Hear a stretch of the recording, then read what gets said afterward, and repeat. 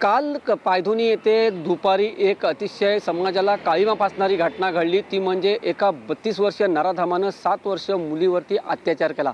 मी आता हे पायधुनी पोलीस स्टेशनच्या इथे आणि याच पोलीस स्टेशनमध्ये त्या नराधमाला अटक करण्यात आलेली आहे। या नराधमानं काल दुपारी एक मुलगी जी आहे 7 वर्षाची ही खेळण्यासाठी घराबाहेर आली होती दुपारी आणि त्या दरम्यान या नराधमानं तिला एका गोडाऊन तिथे आहे त्या गोडाऊनच्या पोटमजल्यावर घेऊन गेला आणि तिच्यावरती तिनं अत्याचार केल्यानंतर मुलगी घरी येत नाही, का आली नाही यानंतर त्याच्या घरचे जे आहे ते त्यांनी शोधाशोध सुरू केली। त्याच वेळेला त्या गोदामाच्या पोटमाळ्यावरती ती पोरगी जी होती ती रक्तबंबाळ अवस्थेत पाहायला मिळाली। त्याच वेळेला घटनास्थळी तो नराधम सुद्धा होता, त्याला घटनास्थळी पकडण्यात आले आणि त्याला चोप दिल्यानंतर त्याला याच पोलीस स्टेशनमध्ये सध्या अटक करण्यात आलेली आहे। आणि त्यानंतर त्या मुलीला जी आहे ती सेंट जॉर्ज हॉस्पिटलमध्ये सुद्धा नेण्यात आले। तिची प्रकृती गंभीर होती, त्यानंतर तिला तात्काळ जे हॉस्पिटलमध्ये नेण्यात आले।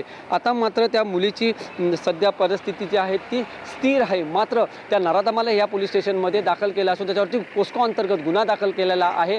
काल थोडं वातावरण तणावाचं झालं होतं, आता मात्र सध्या इथे परिस्थिती पूर्णतः आहे ती निवळलेली आहे। मात्र अशी जी घटना घडलेली आहे त्याला अतिशय काळिमा फासणारी घटना घडलेली आहे। त्यामुळे महिला आणि बालकांच्या ज्या सुरक्षेचा प्रश्न जो आहे ते पुन्हा एकदा ऐरणीवर आला आहे। व्हिडिओ जर्नलिस्ट रुपेश कांबळेसह मी वैभव घाग, TV9 मराठी, पायधुनी।